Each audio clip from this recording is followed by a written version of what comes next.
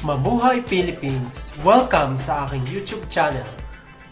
At ito na nga ang pinag-uusapang Best of Vietnam Exhibition Auday Show ng Miss Cosmo International 2024. At ito na nga, talagang pinagkukumpara si Atisa Manalo laban sa kanyang katunggalin na si Miss Indonesia. At doon nga ay napataas ang kilay ng mga taga Indonesia dahil talagang akala nila si Miss Indonesia na talaga ang nag-stand out sa fashion show na ito. Kaya nung simula pa ay talaga namang kitang-kita na ipinakita ng mga bitchin ang kanilang mga ipasusuot sa mga kandidata. At kitang-kita nga na halos pare-pareho ang design. Halos pare-pareho ang color.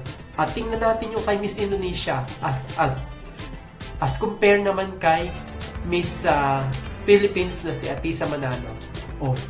Tingnan ninyo ang suot ng ating nyo at talagang caring-carry ang kanyang suot-suot. At akala na ng mga taga Indonesia, we did it, ay ganun-ganun talaga ang kanilang pambato. Gandang-ganda na sila sa kanilang pambato. At nang lumabas na si Miss Philippines, si Atisa Manalo, ay talagang nagsigawan ng mga fans na pageant fans dahil stand out si Atisa dahil sa kagandahan ng kanyang sinuot. At sino-showcase niya dito ang Manila, Philippines na lungsod na may different culture. At isa pa rin na bumulaga sa mga manonood ay ang isinuot din ni Atisa Manalo na talagang kakaiba. Kakaiba ang sinuot ni Atisa Manalo sa lahat ng mga contestant. Lalo na sa mga taga-Thaines at taga-Latik at higit sa lahat ay ang mga taga-Indonesia, we did it. At sa suot pa lang ay sa pormahan talagang winawagayway ni Atisa Manalo ang kanyang malabasto na kamay. At alam naman natin si Atisa Manalo ay sanay na sanay sa kanyang galawan dahil alam naman natin na si Atisa Manalo going back sa kanyang college day, siya ay isa lang naman sa majorette ng kanilang lugar, ng kanilang paaralan. At kung titingnan ninyo ang performance ni Atisa Manalo, talagang kudang-kuda ang ating ninyo at sa galawan pa lang talagang bugang-buga, maibubuga ang ating ninyo sa kanyang suot-suot na Vietnamese gown. At tingnan naman ninyo ang mga audience, palakpakan at sa kanya palang datingan sa mukha, fierce na ang dating. At syempre, ito si Atisa Manalo nung tanungin siya ng kanyang send-off kung gaano daw baka prepare.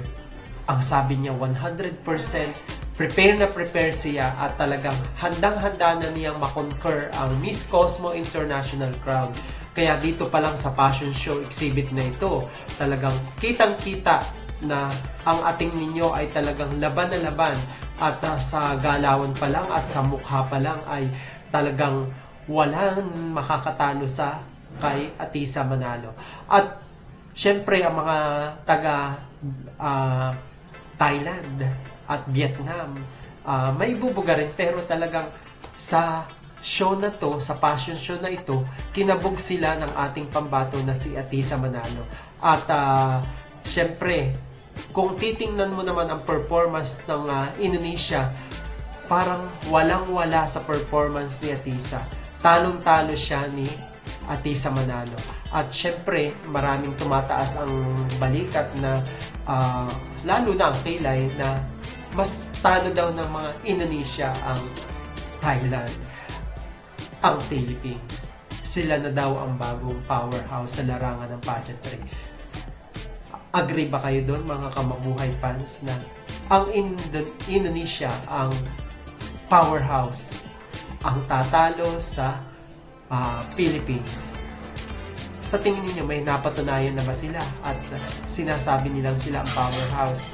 Kaya tingnan natin sa performance na ito kung sino talaga sa kanila ang malakas. So, yun lang mga kamabuhay fans ang topic natin ngayon. At kung hindi ka pa nagsusubscribe ay huwag kakalimutang i-click ang subscribe button upang tuloy-tuloy ang ating